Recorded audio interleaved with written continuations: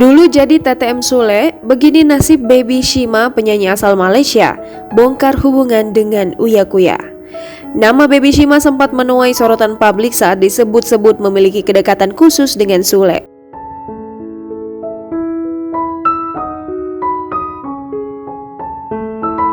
Wanita cantik ini ternyata semakin bikin pangling dengan penampilan terbarunya. Hal ini terlihat dari unggahan terbarunya beberapa waktu lalu.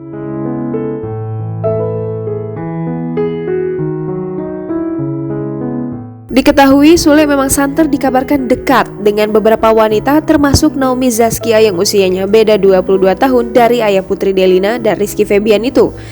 Namun akhirnya hati Sule berlabuh ke Natalie Hosker yang kini telah menikah dan berbahagia.